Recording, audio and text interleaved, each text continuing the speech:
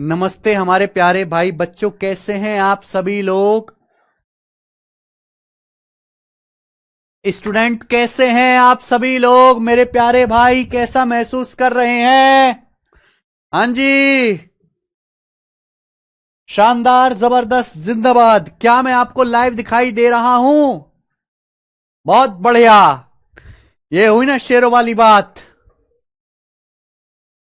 हम आपको लाइव दिखाई दे रहे हैं। राधे राधे जी, राधे राधे। कैसे हो? We are fine sir, very good. Fine रहना चाहिए मेरे भाई। आज की क्लास में मेरे प्यारे दोस्त, आज की हम नई शुरुआत कर रहे हैं। नई शुरुआत, नया जोश। ये जोश जो आज आपके अंदर है, आखिरी दिन तक रहना चाहिए मेरे भाई। सरकारी नौकरी की मंजिल उसी को मिलती है जो एंट्री से लेके एग्जिट तक डेडिकेशन, जोश, प्रैक्टिस, रिवीजन सब भरपूर रखता है मेरे भाई। आज की क्लास में हम अपना चैप्टर शुरू करने वाले हैं mensuration. Mensuration 3D। Mensuration 3D, क्षेत्रमिति 3D मेरे भाई। क्लियर? आप बोलोगे यस सर, बिल्कुल क्लियर। मेरे दोस्त आपके सामने यहां पे सबसे पहले समझते हैं मेंसुरेशन क्या होता है। मेंसुरेशन, मेंसुरेशन में किसी भी फिगर की हम उसके सरफेस एरिया, उसके सतह के क्षेत्र और उसके आयतन,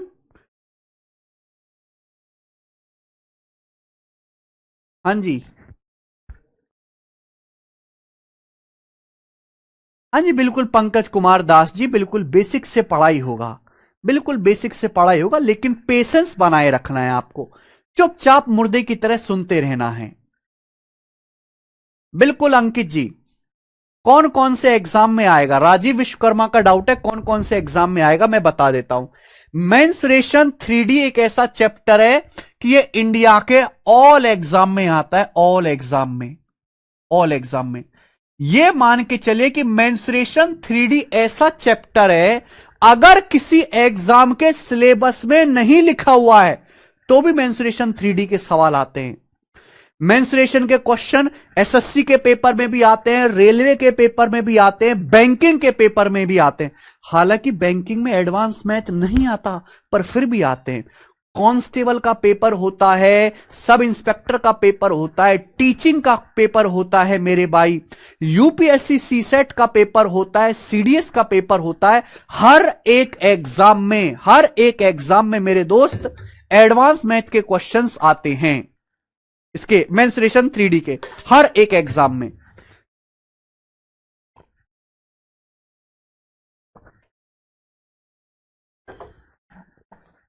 हर एक एग्जाम में मेरे प्यारे भाई मेंसुरेशन 3D के क्वेश्चन आते हैं। फर्क यह है कि कुछ एग्जाम में सीधा फॉर्मूला बेस्ड सवाल आते हैं और कुछ एग्जाम में लॉजिकल सवाल आते हैं।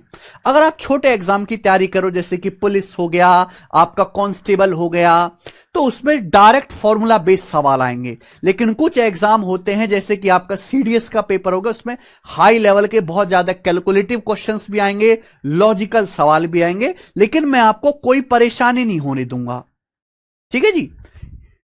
इससे हर पेपर में अगर किसी एग्जाम में 25 क्वेश्चन आ रहे हैं मेरे भाई, तो 2 क्वेश्चन इसके आते हैं मेरे भाई। इस चैप्टर से 2 क्वेश्चन आते हैं, 2 क्वेश्चन। समझ में आया? आप बोलोगे यस सर, बिल्कुल सही। यानी कि इंपॉर्टेंट चैप्टर है, इंपॉर्टेंट चैप्टर है जो आपको पढ़ना है। क्लियर? आप बोलोगे यस सर, बिल्कुल सही, एकदम क्लियर है, जो हमें पढ़ना है। ठीक है, 2 क्वेश्चन इससे पेपर में आएंगे। अब मेंसुरेशन 3D में आपको कौन कौन सी शेप पढ़नी है?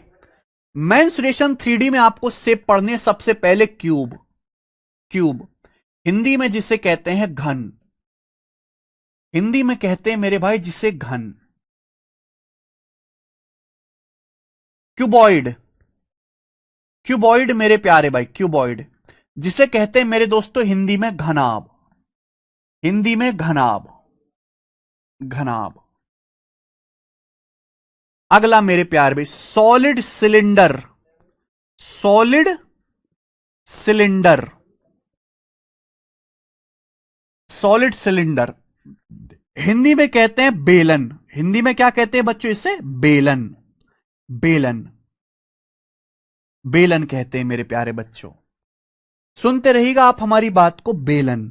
बेलन कहते हैं। ठीक है जी। और होलो सिलेंडर। होलो सिलेंडर, ये मैं आपको बता रहा हूं कि ये इस चैप्टर के अंदर ये छोटे छोटे टॉपिक है जो आपको पढ़ने। होलो सिलेंडर हिंदी में कहते हैं खोखला बेलन। हिंदी में मेरे दोस्तों इसको क्या कहते हैं हम लोग? खोखला बेलन।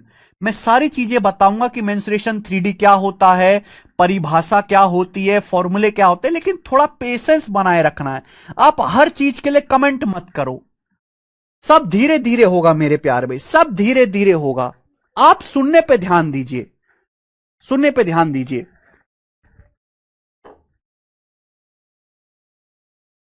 ठीक है जी, आप सुनने पे ध्यान दीजिएगा। आगे मेरे दोस्तों, स्फेयर। आगे स्फेयर। स्फेयर। स्फेयर हिंदी में ठोस गोला। हिंदी में ठोस गोला। स्फेयर हिंदी में मेरे प्यारे भाई ठोस गोला। आप लिख सकते हैं, आप अपनी कॉपी में लिख भी सकते हैं। या मेरे भाई होलो स्फेयर। होलो, होलो शब्द का मतलब है खोखला, जो अंदर से खोखला होता है। होलो स्फेयर हिंदी में खोखला गोला। हिंदी में खोखला गोला। और एक बात मैं बताऊं, आप जो 10th क्लास में पढ़ते हैं, जो 10th क्लास में पढ़ते हैं वही आपको पढ़ना है, कुछ भी नया नहीं पढ़ना है। यानी कि जिस बच्चे ने 10th क्लास में बहुत अच्छे से पढ़ाई की है उसके लिए यह चैप्टर पढ़ना बहुत आसान है। जो बच्चे 10th क्लास में बस पास हो गए, कोई मेहनत वगैरह नहीं किए, उनके लिए थोड़ा सा मेरे दोस्तों मेहनत करनी पड़ेगी। मुश्किल कुछ भी नहीं है। जो 10th क्लास में था वही पढ़ना है, कुछ भी नया या एक्स्ट्रा आपको नहीं पढ़ना है। ठीक भी, शॉर्ट ट्रिक भी बताएंगे, बेसिक भी बताएंगे, कैलकुलेशन भी समझाएंगे कि कैसे कैलकुलेशन होनी है। बस आप शांति से कमेंट बाजी कम करें, सुनने पे ध्यान दें। हर एक टॉपर की, हर एक सिलेक्टेड बच्चे की एक आदत अपनी जिंदगी में उतार लीजिए। आप किसी भी टॉपर से या किसी भी सिलेक्टेड बच्चे से पूछना, रिकॉर्ड है भाई, मैं तो हजारों टॉपर पढ़ा चुका हूं, हजारों बच्चों का सिलेक्शन करवा चुका हूं। वो कभी भी कमेंट नहीं करते हैं, उनका ध्यान सुनने पे होता है। एक एवरेज बच्चे में, एक टॉपर बच्चे में ये फर्क है कि एवरेज बच्चे का ध्यान जो टीचर कह रहा है, लिखवा रहा है, पढ़ा रहा है, उस पर होता ही नहीं है। उसका ध्यान कमेंट बाजी पे, इधर उधर की चीजों पे, दूसरों से बातें करने पे, एक्सटर्नल चीजों पे ज्यादा ध्यान होता है। टॉपर का ध्यान केवल टीचर और उसके कंटेंट पे होता है। एक एवरेज बच्चे में, टॉपर बच्चे में यही फर्क है। टॉपर बनने के लिए, नौकरी तक पाने के लिए बहुत पेशेंस चाहिए। बच्चों के अंदर पेशेंस है ही नहीं।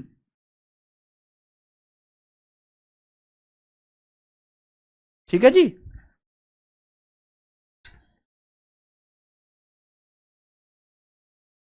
सर क्या मेंस्ट्रुएशन 2D किए बिना भी 3D मेंस्ट्रुएशन क्लास कर सकते हैं? बिल्कुल कर सकते हैं, बिल्कुल कर सकते हैं, क्यों नहीं कर सकते। ठीक है, आगे चलिए मेरे दोस्तों। अर्थमेटिक ऐसा देखो, मैथ में दो सेक्शन है, अर्थमेटिक और एडवांस। अर्थमेटिक में एक सीक्वेंस में ही पढ़ सकते हो, आप एक सीक्वेंस में ही पढ़ सकते हो अर्थमेटिक में। अगर आपने वो सीक्वेंस ब्रेक किया कि भाई पहले परसेंटेज पढ़ना है, फिर रेशियो पढ़ना है, प्रॉफिट लॉस पढ़ना है, या टाइम एंड वर्क पढ़ना है, एक सीक्वेंस में ही पढ़ सकते हो। लेकिन एडवांस मैथ में आप कोई भी चैप्टर कभी भी किसी भी ऑर्डर में पढ़ सकते हो। चाहे आप एलजेब्रा पढ़ लीजिए, चाहे त्रिकोणमिति पढ़ लीजिए, चाहे ज्योमेट्री पढ़ लीजिए, चाहे मेंसुरेशन पढ़ लीजिए, चाहे कोऑर्डिनेट ज्योमेट्री पढ़ लीजिए। कोई भी फिक्स नहीं है मेरे भाई। एक चैप्टर का दूसरे चैप्टर से कोई डायरेक्ट रिलेशन नहीं है। यह फर्क है अर्थमेटिक में, एडवांस में। अर्थमेटिक की भी आपकी सेपरेट क्लास है और एडवांस की भी सेपरेट क्लास है। स्टार्टिंग में हम क्या करते हैं कि एक ही क्लास शुरू करते हैं स्टार्टिंग में, धीरे धीरे हम डबल क्लास कर देते हैं, हर बैच की डबल क्लास। यानी कि आपका 1 सवा घंटे अर्थमेटिक की क्लास होती है और 1 सवा घंटे एडवांस मैथ की क्लास होती है। लेकिन उसके लिए पेशेंस रखो थोड़ा सा भाई, पेशेंस होना बहुत जरूरी है। शांति से बिना कमेंट किए आपका काम केवल सुनना है। आपका काम केवल सुनना और पढ़ना और चले जाना।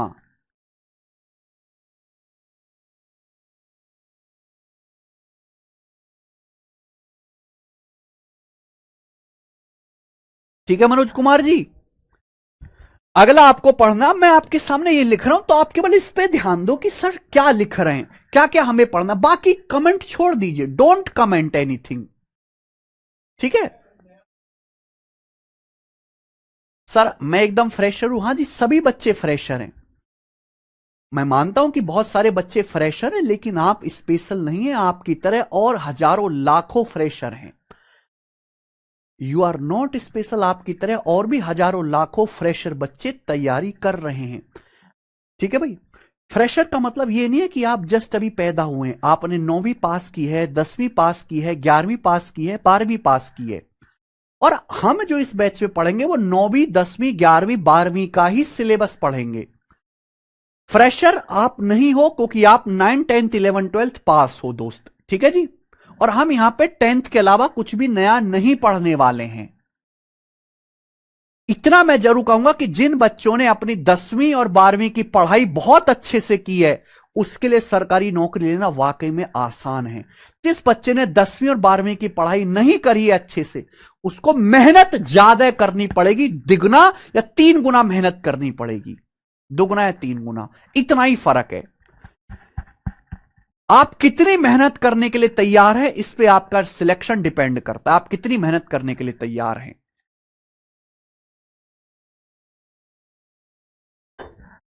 ठीक है, चलिए, स्फेयर आपको पढ़ना है, होलो स्फेयर आपको पढ़ना है, और मेरे प्यारे भी आपको फिर हेमी स्फेयर अर्धगोला पढ़ना है। हेमी स्फेयर, हेमी स्फेयर ये आपको पढ़ना है मेरे भाई। हिंदी में इसका नाम है अर्धगोला। हिंदी में मेरे प्यारे बच्चों इसका नाम है अर्धगोला, गोले का आधा, अर्धगोला। ठीक है बच्चे, आप बोलोगे यस सर, बिल्कुल सही। अगला, अगला आपको पढ़ना है मेरे भाई कोन। कोन, हिंदी में इसको कहते हैं शंकु। हिंदी में इसको बच्चों कहते हैं शंकु। हिंदी इंग्लिश सारी टर्मिनोलॉजी बताऊंगा मैं। और आपको मेरे दोस्तों इस कोन चैप्टर में कटिंग ऑफ कोन भी पढ़ना है, कि हम शंकु को कट कैसे करते हैं। स्पेशल है मेरे भाई, कटिंग ऑफ कोन भी पढ़ना है मेरे दोस्तों। ठीक है जी, आप बोलोगे यस सर। आपको इसी में मेरे प्यारे भाई फ्रस्टम भी पढ़ना है। फ्रस्टम, फ्रस्टम हिंदी में कहते हैं प्यारे बच्चों इसे छिन्नक। हिंदी में छिन्नक, या देसी भाषा में कहें बाल्टी। देसी भाषा में इसे कहें तो बाल्टी, बाल्टी कहते हैं मेरे भाई, बाल्टी। आगे, आगे मेरे भाई, इसके बाद आपको पढ़ना है बच्चों प्रिज्म। इसके बाद आपको पढ़ना है प्रिज्म, प्रिज्म। ठीक है भाई, आप बोलोगे यस सर, बिल्कुल से प्रिज्म। और सबसे आखिर में आपको पढ़ना है भाई पिरामिड। सबसे आखिर में आपको पढ़ना है पिरामिड, पिरामिड।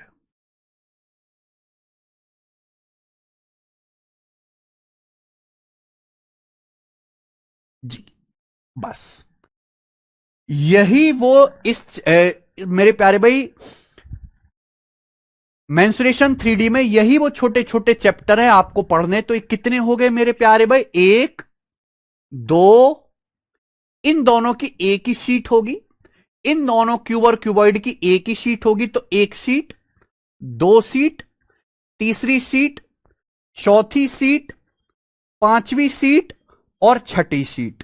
क्लियर है मेरे भाई? यानी कि इस चैप्टर में टोटल आपको मैं 6 सीट्स करवाऊंगा। इस चैप्टर में टोटल 6 सीट्स होंगी मेरे भाई, 6 सीट्स, 6 सीट्स। और इस चैप्टर में मैं आपको 300 से ज्यादा क्वेश्चंस प्रैक्टिस कराऊंगा। 300 से ज्यादा क्वेश्चंस हम इसमें करेंगे, और वे क्वेश्चन प्री और मेंस दोनों लेवल के होंगे। प्री प्लस मेंस दोनों लेवल के होंगे, बेसिक भी और हार्ड लेवल भी। ठीक है जी, आप बोलोगे यस सर, बिल्कुल सही, ये बात हम समझ गए अच्छी तरीके से। ठीक है, प्लीज शांति से सुनिए मेरे भाई, तसल्ली से। क्यूब और क्यूबाइड की एक ही सिंगल सीट होगी, इन दोनों को हमने एक ही सीट में डाला है। समझ में आया मेरे प्यारे भाई? आप बोलोगे यस सर। तो 6 सीट होंगी टोटल। 2 क्वेश्चन इससे पेपर में आने हैं, 2 क्वेश्चन। आप अर्थमेटिक में अगर जाओगे ना, 2 क्वेश्चन के लिए पूरी मेहनत करनी पड़ती है। जैसे अर्थमेटिक में एक चैप्टर है टाइम एंड वर्क, समय और कार्य, आप लोगों ने नाम सुना होगा टाइम एंड वर्क। एक चैप्टर है time speed and distance, time speed and distance. ये दोनों, जितना बड़ा मेंसुरेशन चैप्टर है, ये दोनों चैप्टर उससे बड़े हैं। ये दोनों ही चैप्टर मेंसुरेशन से बड़े हैं। अर्थमेटिक में ये दोनों ही चैप्टर मेंसुरेशन से ज्यादा बड़े, ज्यादा लेंथी है। पेपर में टाइम एंड वर्क का भी एक सवाल आता है, टाइम स्पीड एंड डिस्टेंस का भी एक सवाल आता है। यानी कि अर्थमेटिक के इन दोनों चैप्टर का जो वेटेज है, उतना अकेले वेटेज आपका मेंसुरेशन 3D का है, उतना अकेले वेटेज। समझ में आया? आप बोलोगे हां जी सर। यानी कि कम पढ़ाई करके ज्यादा सवाल पेपर में इस चैप्टर से आते हैं, कम पढ़ाई करके। अर्थमेटिक में आपको पढ़ाई भी दुगनी करनी होगी और सवाल भी एक एक ही पेपर में आएगा। तो यानी कि इसकी इंपॉर्टेंस, इसकी औकात पेपर में ज्यादा बड़ी है इस चैप्टर की। ये मन में बिठा के मेरे दोस्तों आपको पढ़ाई करनी है कि इससे पेपर में 2 क्वेश्चन आएंगे। कभी कभी ऐसा होता है कि बहुत आसान सवाल आ जाते हैं, जिसे सारे बच्चे कराते हैं। कभी कभी बहुत ज्यादा मुश्किल सवाल आ जाते हैं। यानी कि इस चैप्टर में वेरिएशन बहुत है। इस चैप्टर में बहुत इजी सवाल भी बनते हैं और बहुत मुश्किल, यानी कि बहुत कैलकुलेटिव, बहुत लेंदी सवाल भी बनते हैं, जिसे बच्चे नहीं कर पाते। ठीक है ना? जैसे कि बहुत सारे चैप्टर होते हैं, रेशियो हो गया, पार्टनरशिप हो गया, उनसे केवल आसान सवाल ही पेपर में आते हैं। इस चैप्टर में बहुत आसान, बहुत मुश्किल, किसी भी लेवल के सवाल बन सकते हैं। ठीक है बच्चों? आप बोलोगे यस सर, समझ में। और ये सारी चीजें आपको पढ़नी है, ये सारी चीजें। ठीक है? आप बोलोगे यस सर, बिल्कुल सही, कोई प्रॉब्लम नहीं है। चलो,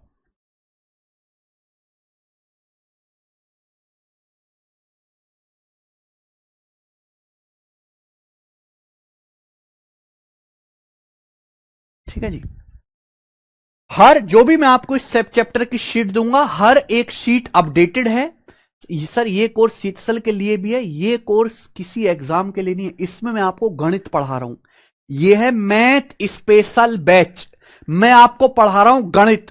गणित में आता है arithmetic, advance, number system, permutation, combination, statics, DI. मैं आपको सारे चैप्टर कराऊंगा। उसके बाद आप सीजल का पेपर दो, सीएचएसएल का पेपर दो, सीपीओ का पेपर दो, एमटीएस का पेपर दो, सिलेक्शन पोस्ट का पेपर दो, कांस्टेबल का पेपर दो, दरोगा का पेपर दो, बीपीएससी का पेपर दो, इंटेलिजेंस ब्यूरो का पेपर दो, कोई भी पेपर दो। किसी भी लेवल के गणित के 100% सवाल आप खुद से कर पाएंगे। यानी कि मैं इस बैच में गणित के जो 4000 टाइप होते हैं, 4000 टाइप पूरे करवाने वाला हूं। That's it. यह बैच प्री प्लस मींस दोनों लेवल का है। ओके?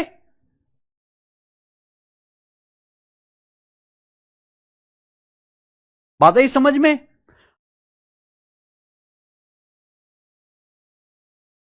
ठीक है जी।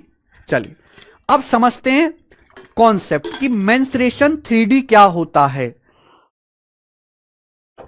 सबसे पहले आप ये समझो 3D क्या होता है। 3D का मतलब डायमेंशन। 3D का मतलब होता है डायमेंशन। डायमेंशन क्या है मेरे भाई? लंबाई, चौड़ाई और मोटाई। लंबाई, चौड़ाई और मोटाई। 3D फिगर्स वो फिगर होती हैं जो स्पेस में कोई जगह घेरती हैं, जो स्पेस में कोई पर्टिकुलर फिक्स जगह घेरती है। जैसे आपको, आप मेरे सामने देखिए, मेरे सामने जगह खाली है, मेरे सामने जगह खाली है।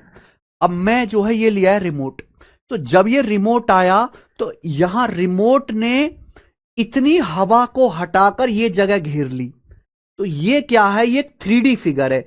इसमें लंबाई भी होती है। आप देखो, आप इसको ऐसे भी टच कर सकते हो, आप पीछे भी टच कर सकते हो, आप ऊपर से नीचे भी टच कर सकते हो।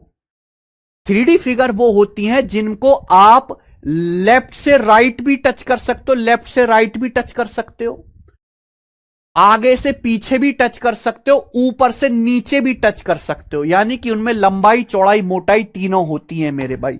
जैसे मेरा ये पानी का गिलास है जिसमें हम पानी पीते हैं, आप इसको मेरे प्यारे भाई ऐसे भी टच कर सकते हो दोस्त। आप बोलोगे यस सर, बिल्कुल सही। फ्रंट से भी टच कर सकते हो, आप ऐसे भी टच कर सकते हो आगे से पीछे, और आप मेरे दोस्तों ऊपर से नीचे भी टच कर सकते हैं इस तरीके से। तो ये 3D फिगर है प्यारे बच्चों, ये 3D फिगर है। जैसे मेरे दोस्त ये हमारी किताब है, ये किताब है प्यारे बच्चे, दिखाई दे रहा है? लेफ्ट से राइट भी जगह टच कर सकते हो, आगे से पीछे भी टच कर सकते हैं, ऊपर से नीचे भी जो है टच कर सकते हैं। तो ये सब 3D फिगर हैं जिनमें लंबाई, चौड़ाई और मोटाई तीनों होती हैं मेरे भाई, तीनों। समझ में आया? आप बोलोगे यस सर समझ में आया। अब जैसे आपकी मम्मी रोटी बनाती हैं, रोटी बनाती हैं, तो रोटी एक 2D फिगर है मेरे भाई, 2D फिगर, रोटी 2D फिगर है मेरे भाई। 2D फिगर को बोर्ड में साफ साफ बनाया जा सकता है। रोटी है मेरे प्यारे भी, रोटी ये 2D फिगर है, 2D फिगर, 2D। लेकिन 2D फिगर को इस समतल सरफेस में बोर्ड में क्लियर क्लियर बनाया जा सकता है। रोटी एक सर्कल वृत्त होती है, लेकिन विराट कोहली जिस क्रिकेट की बॉल से खेलता है, विराट कोहली जिस क्रिकेट की बॉल से खेलता है, वो एक 3D फिगर है मेरे भाई, वो एक 3D फिगर है। क्रिकेट की बॉल से जो खेलता है, ये क्रिकेट की बॉल है, क्रिकेट बॉल, ये 3D फिगर है। तो आपको समझना पड़ेगा 2D और 3D में फर्क क्या है, 2D 3D में फिगर फर्क क्या है मेरे प्यारे भाई। 3D फिगर के अंदर आप कुछ सामान रख सकते हो, 3D फिगर के अंदर आप सामान रख सकते हो। जैसे कि मेरे प्यारे भाई ये सारी फिगर आपको दिखाई दे रही है, आप यहां ऊपर से पानी डाल सकते हो, इसमें भी आप सामान रख सकते हो, इसमें भी आप छेद करके सामान रख सकते हो। आप बर्थडे वाले दिन टोपी पहनते हैं, आप इसमें भी सामान रख सकते हो, आप इसमें भी सामान रख सकते हो। बॉक्स है, इस बॉक्स के अंदर भी सामान रख सकते हो। यानी कि 3D फिगर के अंदर आप सामान या पानी भर सकते हैं, 2D फिगर के अंदर आप पानी या सामान नहीं रख सकते मेरे भाई। जैसे कि मेरे दोस्तों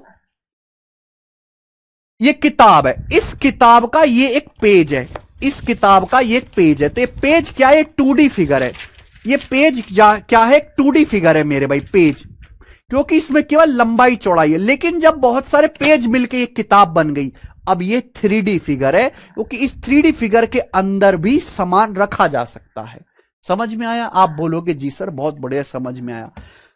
अब यहां पर दो चीजें आपको समझनी है, दो चीजें। पहला है surface area, surface area, surface area, surface area, surface area. ध्यान से सुनिएगा मेरे प्यारे भाई, सब ध्यान से सुनिएगा, ध्यान से सुनिएगा प्यारे बच्चे, क्लियर है? ध्यान से सुनिएगा प्लीज। 3D फिगर दो टाइप की होती हैं, 3D फिगर दो टाइप की होती है। एक जिनमें जो सतह होते हैं वो फ्लैट होते हैं, फ्लैट यानी कि समतल फेस होते हैं, जिनके मेरे प्यारे भाई जो समतल होते हैं। और दूसरे होते हैं मेरे प्यार भी कर्व, दूसरे होते हैं कर्व यानी कि वक्र। 3D फिगर दो टाइप की होती हैं, एक वो जिनके सरफेस, जिनकी सतह, जिनके सरफेस फ्लैट होते हैं, और दूसरा जिनके सरफेस फ्लैट होते हैं। जैसे समझिए मेरे भाई ये किताब है, इस किताब को देखो, किताब का ये सरफेस बिल्कुल चिकना है, फ्लैट, ये एकदम फ्लैट है मेरे प्यारे भी समतल, ये एकदम फ्लैट है, फ्लैट, ये एकदम फ्लैट है समतल, यानी कि कोई कर्व नहीं है, कोई वक्र नहीं है, कोई टेढ़ा मेढ़ा नहीं है, बिल्कुल फ्लैट है। इसका हर सरफेस एकदम फ्लैट है, इसका हर सरफेस एकदम फ्लैट है मेरे भाई, फ्लैट। यानी कि आप मेरे प्यारे भाई फ्लिपकार्ट से कोई सामान ऑर्डर करो तो बॉक्स के अंदर आता है। आप फ्लिपकार्ट से कोई सामान ऑर्डर करिए, वो सामान एक बॉक्स के अंदर पैक होके आता है। तो जो बॉक्स है मेरे प्यारे भाई, उसका हर सरफेस कहीं से भी देखो, लेफ्ट से, राइट से, ऊपर से, नीचे से, फ्लैट है मेरे प्यारे भाई। तो ये होते हैं फ्लैट 3D फिगर। अब जैसे मेरा एक पानी का गिलास है, पानी का गिलास, पानी का गिलास तो फ्लैट नहीं है, देखो इसमें कर्व ऐसे घुमावदार है, घुमावदार है कि नहीं? कर्व यानी कि घुमावदार, बिल्कुल देसी भाषा में कह दूं घुमावदार, घुमावदार। समझ में आया? आप बोलोगे यस सर बिल्कुल सही, घुमावदार, घुमावदार। तो ये जैसे मेरे पानी का गिलास है, ये तो मेरे भाई फ्लैट थोड़ा ना, ऐसे देखो मेरी उंगली ऐसे घूम रही है कि नहीं, यानी कि घुमावदार सरफेस है। ये पानी का गिलास क्या है, एक सिलेंडर है, ये एक बेलन की तरह है, ये एक सिलेंडर है मेरे प्यारे दोस्त। तो यानी कि मैं ये कह सकता हूं कि ये जो है, अगर मैं आपके सामने एक सिलेंडर बनाता हूं, एक बेलन बनाता हूं, तो वो एक कर्व घुमावदार 3D फिगर है, घुमावदार। जैसे कि मेरा पानी का गिलास हो गया। जैसे कि आप बर्थडे वाले दिन टोपी पहनते हो, बर्थडे वाले दिन टोपी पहनते हो ना, टोपी टोपी पहनते हो बर्थडे वाले दिन अपने उसमें सिर में, फिर केक काटते हो। तो ये जो बर्थडे की जो आपकी टोपी है, इसका ये घुमावदार सतह है, घुमावदार सतह। ठीक है। जैसे कि आपका विराट कोहली जिस क्रिकेट की बॉल से खेलता है, तो क्रिकेट की जो बॉल है उसके सरफेस कैसा, उसकी सतह कैसी है, घुमावदार है, कर्व है। तो ये घुमावदार सतह वाली 3D फिगर है, और ये फ्लैट सरफेस वाली, इसका ये सरफेस, कोई भी सरफेस देखो आपको फ्लैट दिखेगा, समतल, इसमें कोई घुमावदार सतह नहीं है। तो दो तरह के होते हैं। समझ में आया? क्या आपको मेरी बात समझ में आई? देखो ये बहुत शर्म की बात है और बहुत दुख की बात है कि पेपर में ये सब नहीं आना।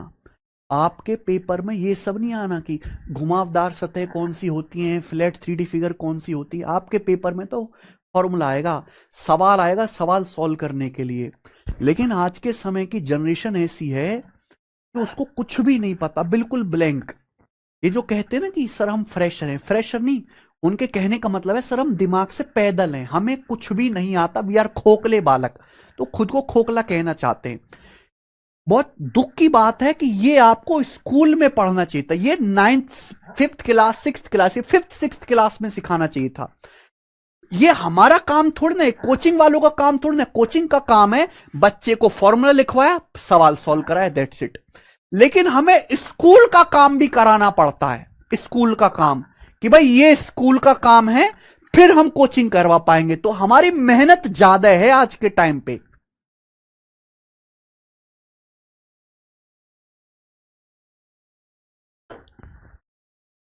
ये सब स्कूल में सीखने वाली चीजें, कोचिंग में नहीं, क्योंकि आपके एग्जाम में, सरकारी नौकरी के एग्जाम में थोड़ा ना आएगा। लेकिन फिर भी बच्चों की पढ़ाई, बेसिक स्कूलिंग उनकी इतनी खराब है, या तो बच्चे स्कूल में पढ़ नहीं रहे, या स्कूलों में सिखाया नहीं जा रहा कि हमें यह चीज भी बतानी पड़ती है।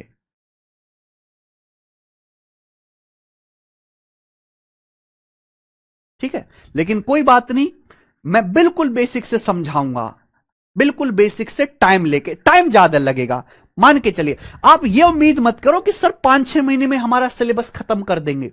5-6 महीने में सिलेबस तब होता जब आपको स्कूल का ज्ञान पहले से होता, आपको स्कूल की नॉलेज होती पहले से, आपको ये सब बातें पहले से पता होती। अब मैं दो शब्द कह रहा हूं, lateral surface area, curve surface area. Lateral surface area, curve surface area. सब लोग 10वीं पास हैं, 12वीं पास है, ग्रेजुएट है। 90% बच्चों को इन शब्द का मतलब तक नहीं पता, 90% बच्चों को। जबकि मेरे भाई ये वो चीज थी जो आपको स्कूल में पढ़ के आनी चाहिए थी, हमें बतानी पड़ेगी तो समय ज्यादा लगेगा। तो आप इतना बेसिक से पढ़ना चाहते हैं कि मैं आपको यह बात तक बताऊं, और दूसरी तरफ आप ये उम्मीद करो कि 4-5 महीने में सर हमें पूरा गणित खत्म करा दे, 40 चैप्टर 4-5 महीने में। वो नहीं हो सकता। ये दोगला व्यवहार मत रखिए भाई। अगर आपको ढंग से गणित पढ़ना है, ढंग से, बिल्कुल बेसिक से सब कुछ पढ़ना है, तो 8 से 9 महीने लगेंगे। 8 से 9 महीने टिक के अगर आप में पढ़ने का पेशेंस है तो इस बैच को कंटिन्यू करिए। वरना बेटा, बेवकूफ बनाने वाले टीचर बहुत है मार्केट में, बेवकूफ बनाने वाले लोग भरे पड़े हैं, बेवकूफ बनाने वाले फड़े पड़े हैं। ठीक है जी, समझ में आया? क्लियर है? आप बोलोगे यस सर एकदम क्लियर है, कोई भी प्रॉब्लम नहीं है, कोई भी प्रॉब्लम नहीं है। देखिए आगे चलते हैं दोस्त। देखिए surface area, surface area Hindi में कहते हैं सतह का क्षेत्रफल। हिंदी में कहते हैं सतह, सतही क्षेत्रफल, सतह का क्षेत्रफल, सरफेस एरिया। हिंदी में कहते हैं सतह का क्षेत्रफल, सतह का क्षेत्रफल। देखिए सब लोग ध्यान से सुनेगा, बहुत प्यार से समझिएगा मेरे भाई, बहुत प्यार से समझिएगा सब लोग। अगर आपका कोई खेत है, अगर आपका कोई खेत है, खेत में आप गन्ना उगाते हो जैसे, तो जिस जगह, जिस एरिया में, जिस जगह गन्ना उगता है वो होता है एरिया, वो होता है एरिया। तो हम 2D फिगर का क्या निकालते हैं, 2D फिगर का निकालते एरिया। आप कोई भी बनाओ, जैसे मेरे दोस्तों ये आपका खेत है, मान लीजिए कि ये आपका खेत है और इस खेत में आपने गन्ना उगा दिया। ये इस खेत में मेरे दोस्तों आपने ये गन्ना उगाया, गन्ना, गन्ना उगाया इस खेत में। बोलो, अब इस खेत में आपने जो गन्ना उगाया है, तो आप इसका एरिया निकालते हो कि आपने इस खेत के कितने क्षेत्रफल पे गन्ना उगाया है, उसे बोलते एरिया। तो 2D फिगर का हम लोग एरिया निकालते हैं। लेकिन जब बात आती है 3D फिगर की, तो 3D फिगर में तो बहुत सारे सरफेस होते हैं, जैसे कि हमारी किताब है, जैसे कि हमारी किताब है भाई, यहां पे ये दिखाई दे रहा है, इसका भी एरिया होगा। आपको ये दिखाई दे रहा है, इसका भी एरिया होगा। आपको पीछे से ये दिखाई दे रहा है, इसको टच कर सकते हो, इसका भी एरिया होगा। आपको ये दिखाई दे रहा है, इसका भी एरिया होगा। आपको ये दिखाई दे रहा है, इसका भी एरिया होगा। ये दिखाई दे रहा है, इसका भी एरिया होगा। सामने से ये दिख रहा है, इसका भी एरिया होगा। तो 3D फिगर में जितनी भी सतह होती है, जितनी भी सतह होती है, सबका एरिया अलग अलग निकालो। हर एक सतह का, हर एक सरफेस का, सबका एरिया अलग अलग निकालो। सबका एरिया अलग अलग निकालने के बाद जोड़ दो, जो आता है उसे कहते हैं total surface area. Total surface area. किसी भी 3D फिगर में जितने भी सरफेस हैं, सबका एरिया अलग अलग निकालो और उनको जोड़ दो, उसे कहते हैं टोटल सरफेस एरिया। हिंदी में इसका नाम है संपूर्ण पृष्ठीय क्षेत्रफल। संपूर्ण, टोटल, सरफेस का मतलब पृष्ठीय या सतह, पृष्ठीय, पृष्ठ या सतह एक ही बात है। क्षेत्रफल, क्षेत्रफल, ठीक है ना। तो मेरे प्यारे भाई, टोटल सरफेस एरिया का मतलब है सम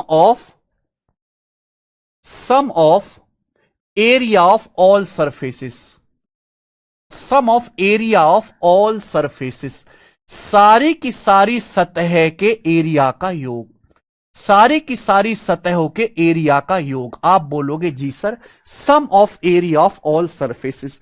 जैसे मेरे प्यारे भाई, ये मेरी पानी की बोतल है, पानी की बोतल है, इसका ये एरिया कर्व, ये कर्व वाला एरिया है। आप बोलोगे हाँ सर, एक कर्व वाला एरिया है। ये नीचे का एरिया है, नीचे का एरिया, ये ऊपर का एरिया है, ऊपर का एरिया। अगर मैं सबको जोड़ दूंगा तो क्या आ जाएगा, टोटल सरफेस एरिया आ जाएगा। मेरे पानी का गिलास है मेरे भाई, ये इसका कर्व एरिया है, इसको जोड़ो। नीचे भी मेरे दोस्तों, नीचे भी ये सॉलिड है, इसका भी एरिया जोड़ो। ऊपर से खोखला है, ऊपर रहने दो। तो सब कुछ जोड़ने के बाद जो आता है वो 3D फिगर का कहलाता है total surface area. Total surface area, ठीक है जी। जैसे किताब है, किताब में ऊपर का एरिया, नीचे का एरिया, आगे का एरिया, पीछे का एरिया मेरे दोस्तों है ना, लेफ्ट राइट सब का एरिया जोड़ दीजिए तो ये होगा मेरे भाई टोटल सरफेस एरिया। क्लियर? आप बोलोगे यस सर क्लियर है। आगे चलते हैं। सभी को समझ में आया टोटल सरफेस एरिया क्या होता है? समझ में आया। अब ध्यान से सुनेगा मेरे भाई, सब लोग ध्यान से सुनेगा। आपके सामने ये जो लिखा है, आपके सामने बना है फ्लैट, आपके सामने बना है मेरे दोस्तों फ्लैट, फ्लैट, फ्लैट, और ये बना है घुमावदार, जो है घुमावदार फिगर्स। ये आपके सामने बना है फ्लैट फिगर्स। अब आपको मेरे दोस्तों दो चीजें समझना है, अगला कॉन्सेप्ट समझना है, lateral surface area, lateral surface area, lateral surface area, lateral surface area, lateral surface area. दूसरा है curve surface area, curve surface area. ये सारी बातें 7th क्लास में सिखानी चाहिए बच्चे को, 6th 7th क्लास में। पर कोई बात नहीं, हम सिखाएंगे मेरे भाई। लिटल सरफेस एरिया, हिंदी में इसको बोलते हैं पार्श्व पृष्ठीय क्षेत्रफल। पार्श्व पृष्ठीय क्षेत्रफल, पार्श्व पृष्ठीय क्षेत्रफल, पार्श्व पृष्ठीय क्षेत्रफल जी। आगे कर्व सरफेस एरिया, हिंदी में कहते हैं इसे वक्र पृष्ठीय क्षेत्रफल। वक्र पृष्ठीय क्षेत्रफल, कर्व सरफेस एरिया, हिंदी में हम लोग क्या कहते हैं प्यारे बच्चे, इसे वक्र पृष्ठीय क्षेत्रफल, कर्व सरफेस एरिया। हालांकि इन दोनों बातों का मीनिंग सेम है, इन दोनों बातों का मीनिंग सेम है मेरे भाई, बस फर्क इतना है कि अगर किसी 3D फिगर में फ्लैट फेसिस हैं, फ्लैट फेसिस हैं, तो उसका निकलता है लिटरल सरफेस एरिया। अगर किसी 3D फिगर में कर्व है, घुमावदार सतह हैं, तो निकलता है curve surface area. Literal surface area या कर्व सरफेस एरिया एक ही बात है, बस नाम अलग अलग इसलिए कर दिया कि भाई साहब अगर फ्लैट है, समतल सतह है, तो निकलेगा लिटरल सरफेस एरिया। अगर इस तरीके से घुमावदार सतह है तो निकलेगा कर्व सरफेस एरिया। अब लिटरल सरफेस एरिया क्या होता है, कर्व सरफेस एरिया क्या होता है?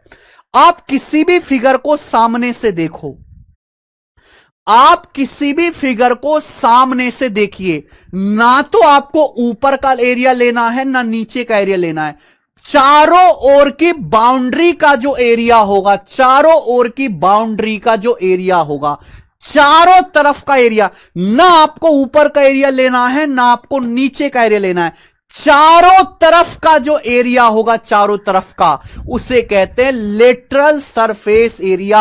या बिल्कुल देसी भाषा में अगर मैं कह दूं, चारों दीवारों का क्षेत्रफल, बिल्कुल देसी भाषा में कह दूं, चारों दीवारों का क्षेत्रफल मेरे भाई, चारों दीवारों का क्षेत्रफल। समझ में आया? जैसे कि मेरे भाई आप अपना कमरा समझो, कमरा है, कमरा कैसे बनता है? 4 दीवार होती है कमरे में, छत होती है, फर्श होती है। अगर मैं कमरे को देखूं, ना ऊपर देखना है छत को, ना नीचे देखना है फर्श को, नजर घुमा के चारों दीवारों को देखो, नजर घुमा के, तो चारों दीवारों का एरिया जोड़ दीजिए, चारों दीवारों का एरिया, उसे कहा जाएगा लिटरल सरफेस एरिया। लेकिन अगर फ्लैट नहीं, कर्व सरफेस है, जैसे मेरे पानी का गिलास, पानी के गिलास के ना नीचे देखना है ना ऊपर देखना है, यह है बेलन, केवल इसकी घुमावदार सतह देखने, चारों तरफ की घुमावदार सतह, इसका जो एरिया होगा वो कहा जाएगा कर्व सरफेस एरिया। ना नीचे देखना है ना ऊपर देखना है, चारों ओर की सतह देखने, चारों ओर की सतह का जो एरिया होगा वो कहा जाएगा कर्व सरफेस एरिया। मेरे भाई समझ में आया? क्या आपको समझ में आया?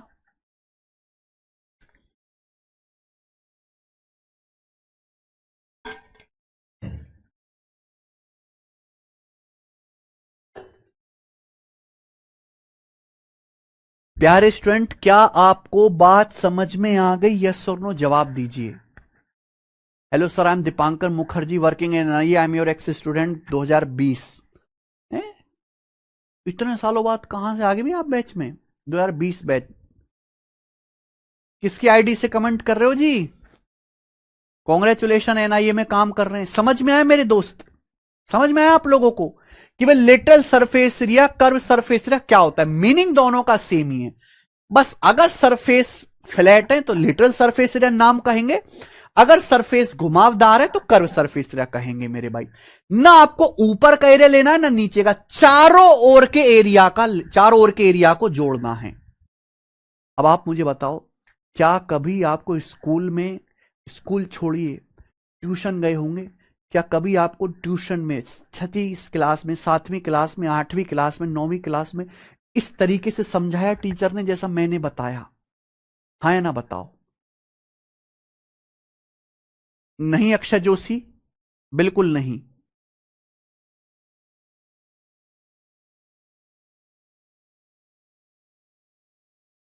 आप खुद सोचो, जिस तरीके से मैंने आज आपको यह समझाया कि 3D फिगर्स क्या होती हैं, फ्लैट क्या होता है, कर्व क्या होता है, टोटल सरफेस एरिया क्या होता है, लिटरल सरफेस एरिया क्या होता है, कर्व सरफेस एरिया, भाई फॉर्मूला तो हम पहले बाद में समझेंगे, पहले यह पता होना चाहिए कि फॉर्मूला होता क्या है, मीनिंग क्या है फॉर्मूलों का।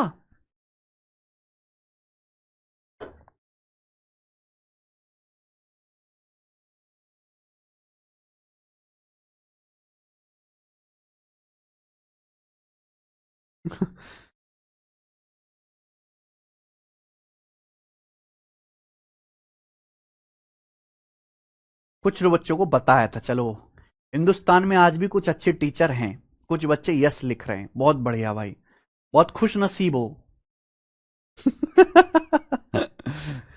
बहुत खुश नसीब हो बच्चों आप।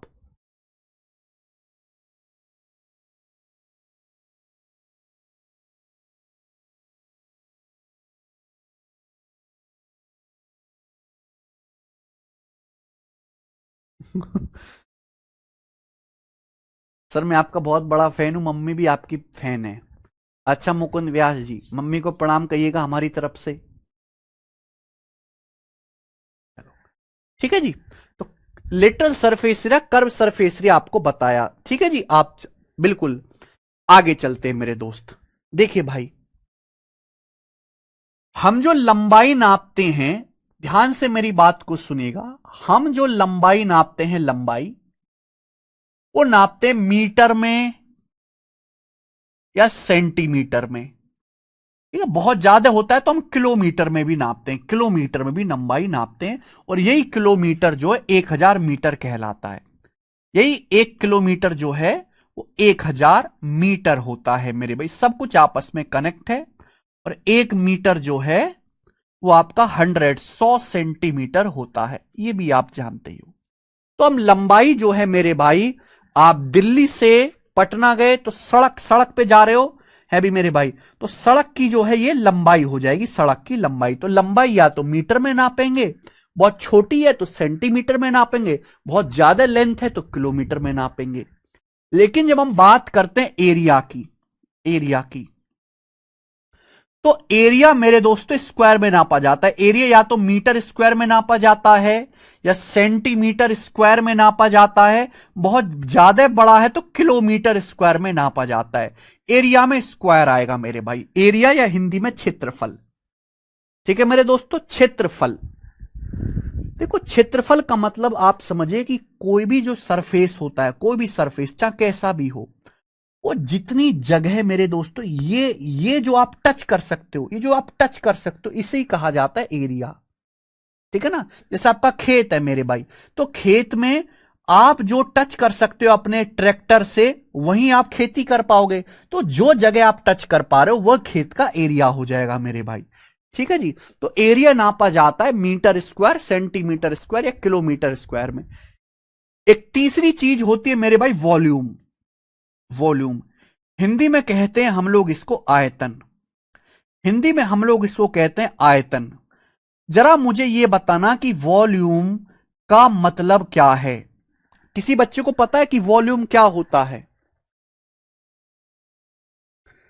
किसी बच्चे को यह पता है कि वॉल्यूम क्या होता है?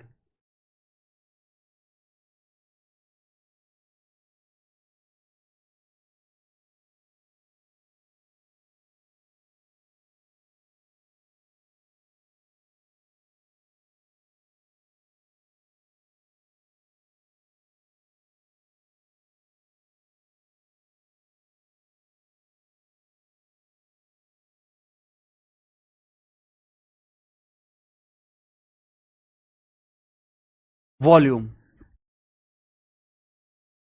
सर डेप्थ है, क्यूबिक में ना, अरे वो नापने की बात तो अलग हो गई।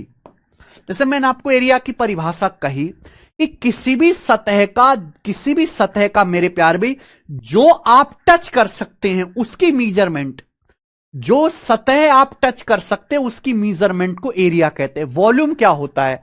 वॉल्यूम को देसी भाषा में कहें तो कहेंगे कैपेसिटी। कैपेसिटी मेरे भाई। वॉल्यूम का मतलब है कि कोई भी 3D ऑब्जेक्ट, कोई भी 3D फिगर जितना स्पेस मेरे प्यारे भाई, जितना स्पेस कवर करता है, जितना स्पेस होल्ड करता है, उसे वॉल्यूम कहा जाता है। ठीक है मेरे दोस्त।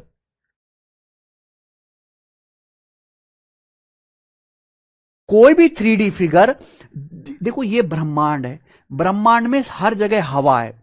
कोई भी 3D फिगर इस ब्रह्मांड में जितना स्पेस घेरता है, जितनी हवा को हटा के खुद की जगह बनाता है, जितना वो स्पेस ऑक्यूपाइड कर सकता है, उसे कैपेसिटी बोलते हैं। जैसे आप ये देखिए, मेरे माथे के सामने हवा है बेटा, खाली है। अब मैं किताब ले आता हूं, तो इस किताब ने ये हवा हटा के अपनी जगह घेर ली। तो जितनी जगह इस 3D इस ब्रह्मांड में इस किताब ने घेर ली, वो उसका वॉल्यूम कहलाएगा, वॉल्यूम। या फिर मेरे सर जिसमें लंबाई, वो तो ठीक है। दूसरी देसी भाषा है मेरे भाई कि इस किताब का वॉल्यूम ये होगा कि इसमें जितना पानी आएगा, इस किताब के बराबर जगह में जितना पानी आ सकता है, वो इसका वॉल्यूम या कैपेसिटी कहलाएगा मेरे भाई। समझ में? कोई भी 3D फिगर ब्रह्मांड में स्पेस में जितनी जगह घेरती है, वो उसका वॉल्यूम कहलाती है मेरे भाई, आयतन। और वॉल्यूम मेरे दोस्तों पावर 3 में नापते हैं। वॉल्यूम या तो मीटर क्यूब में नापा जाएगा या सेंटीमीटर क्यूब में नापा जाएगा, और बहुत ज्यादा बड़ा कोई है जैसे उल्का पिंड वगैरह हो गया, किलोमीटर क्यूब में नापा जाएगा, किलोमीटर क्यूब में नापा जाएगा। समझ में आया? बिल्कुल, quantity of matter contained in a body, ये वॉल्यूम होता है। मुझे लगता है मेरे भाइयों को, हर एक को ये बातें अच्छी तरीके से समझ में आ गई, लेंथ एरिया वॉल्यूम में क्या फर्क है। ठीक है ना? बहुत सारे बच्चों को ये लगता है कि सर पेरीमीटर, 3D फिगर्स में पेरीमीटर वगैरह नहीं होता। पेरीमीटर जब हम 2D फिगर पढ़ते हैं, 2D जैसे कि आपका वर्ग, ये वर्ग है मेरे प्यारे, वर्ग, इनमें होता है पेरीमीटर। पेरीमीटर मतलब चारों ओर की माप। पेरीमीटर मतलब होता है हिंदी में परिमाप, चारों ओर की माप। जब मैं आपसे कहता हूं पेरीमीटर, तो इसका मतलब यह होता है कि भाई यहां चारों ओर की लंबाई, चारों ओर की लंबाई को जोड़ लो, यह कहा जाता है पेरीमीटर।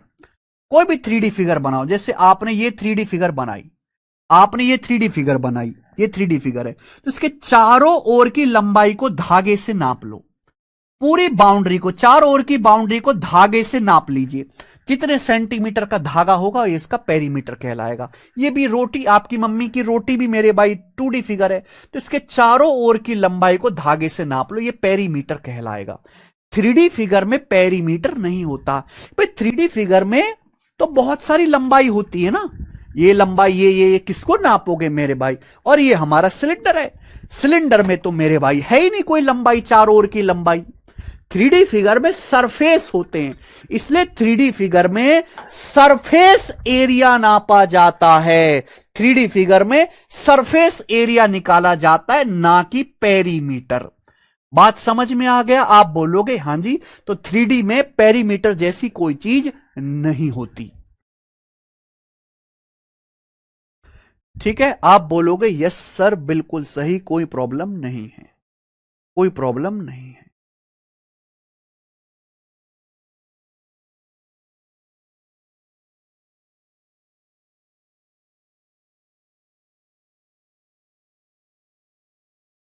तो सर्कल में भी तो लंबाई नहीं है, तो कैसे नापेंगे?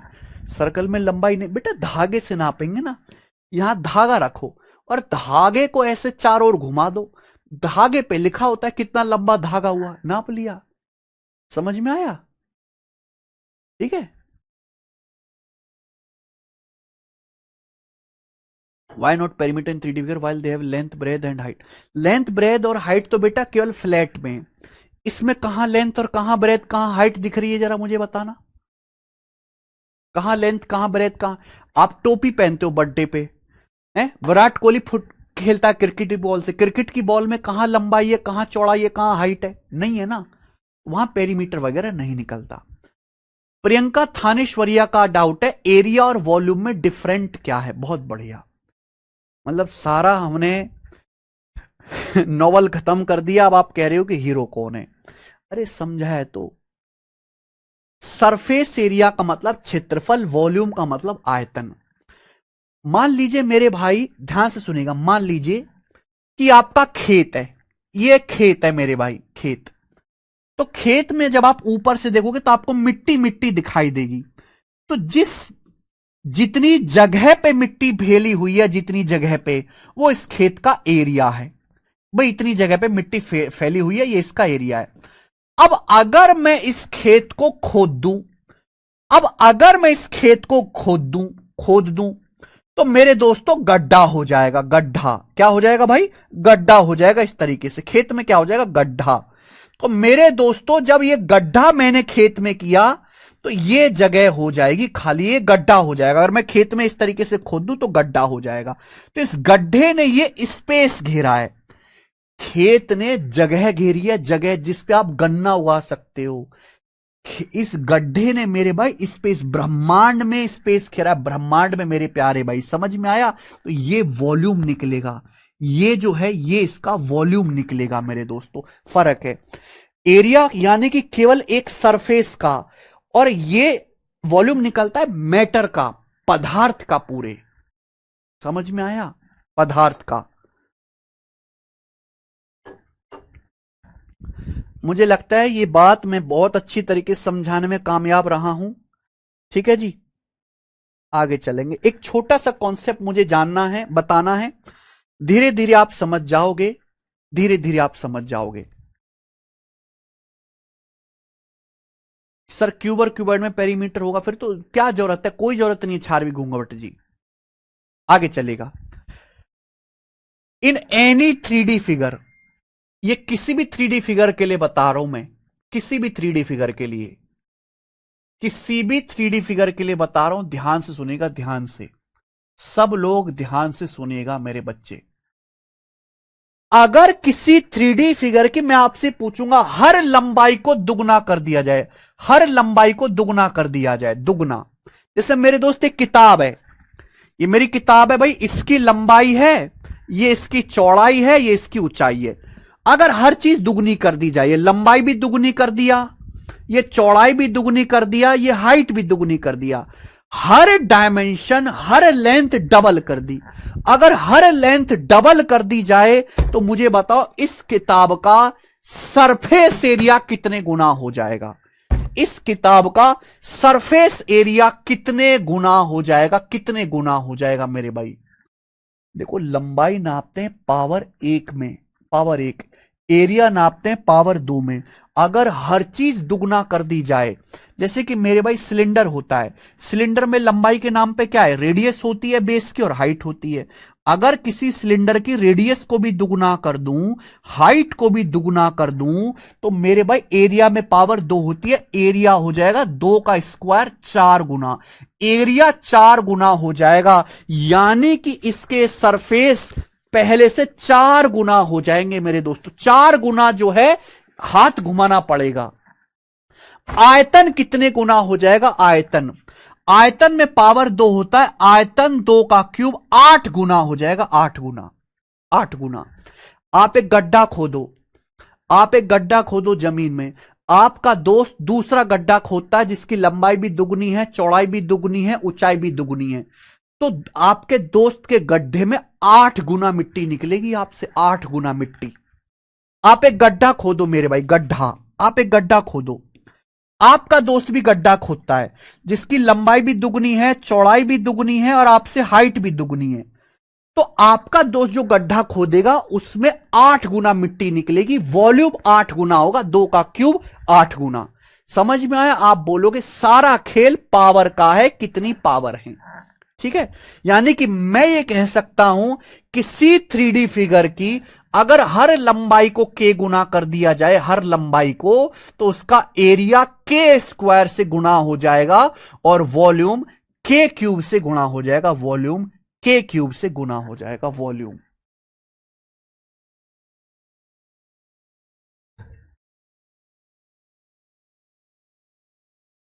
ठीक है, ये बात कुछ बच्चों को नहीं समझ में आएगी, ये बात है ना, थोड़ी अच्छे लेवल की चीज है। समझ में आ गई है तो बहुत अच्छी बात है, नहीं समझ में आए तो स्किप कर दो, है ना, 2-3 दिन में अपने आप आ जाएगी। एक बात दिमाग में बिठा लीजिएगा, जब मैं पढ़ाऊंगा, जरूरी नहीं कि 100% चीज आपको तुरंत इंस्टेंट समझ में आ जाए। बचपन के पाप जवानी में भुगतने पड़ते हैं। बचपन में पढ़ाई को लेके की गई जो नादानियां है ना, जो बचपन में आपने पढ़ाई नहीं की, उसका पाप आपको भुगतना पड़ेगा अभी। हो सकता है मैं आपको कुछ बातें बताऊं, वो आपको इंस्टेंट समझ में ना आए, लेकिन 2 दिन बाद, 5 दिन बाद, 10 दिन बाद, 15 दिन बाद, महीने भर बाद अपने आप समझ में आ जाएंगी। अपने आप धीरे धीरे डाउट अपने आप क्लियर होते चले जाएंगे। क्यों? कि सब चीजें कनेक्ट हो जाएंगी। गणित एक कॉम्बिनेशन है। जब बहुत सारी चीजें कनेक्ट हो जाएंगी तो आपका दिमाग की नसें खुलेंगी, आपने सोचने की क्षमता बढ़ेगी और वो चीज बाद में जाके क्लियर होगी। कुछ बच्चे ऐसे होते हैं जो तुरंत बिल्कुल एक बार में कैच कर लिए। क्यों? स्कूलिंग बहुत अच्छी है। कुछ बच्चे कॉमर्स वाले, आर्ट्स वाले, वो नहीं समझ पाएंगे कि मैं क्या कह रहा हूं, लेकिन 2 दिन बाद, 3 दिन बाद, 5 दिन बाद अपने आप हो जाएगी। चैप्टर जब खत्म होगा ना, इतनी गारंटी, एक भी डाउट नहीं बचेगा। एक भी डाउट,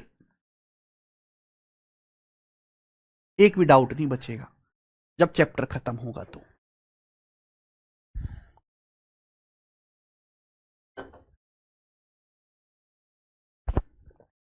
नहीं दीपक सिंह शाही, एसएससी का वेंडर चेंज हो रहा है तो कोई भी सिलेबस में चेंज नहीं आएगा, सिलेबस वही रहेगा। ठीक है जी, चलो ये बात क्लियर है। यहां तक आप बोलोगे सर ये बात क्लियर है। अब हम अपना, मैंने अभी तक आपको यह समझाया कि भैया 3D फिगर क्या होती हैं, फ्लैट कर्व क्या होते हैं, टोटल सरफेस एरिया क्या होता है, literal surface area, curve surface area क्या होता है, वॉल्यूम क्या होता है। मेरे भाई सारी चीजें मैंने आपको समझाई, क्या क्या हमें पढ़ना है। अब हम अपना पहली चीज शुरू करेंगे, क्यूब यानी कि घन, लेकिन वो कल करेंगे मेरे दोस्त, आज इतना ही छोड़ेंगे मेरे भाई। ठीक है ना, आज इतना ही छोड़ेंगे। आज मैंने केवल आपको वार्म अप दिया है, केवल आपको गर्म करके छोड़ा है। तवा पे जो मतलब हथौड़ा कल मारेंगे। ठीक है जी, आज हम इतना ही छोड़ते हैं। इसके आगे की चीजें हम कल डिस्कस करेंगे। मुझे लगता है कि मैंने जो भी आपको पढ़ाया, बेसिक पढ़ाया, आज की क्लास में मैंने आपको कोचिंग तो दी नहीं, आज की क्लास में मैंने आपको स्कूल का ज्ञान दिया जो आपको स्कूलों में मिलना चाहिए था, वो हम कल करेंगे। ठीक है जी, आज इतना ही, बाय।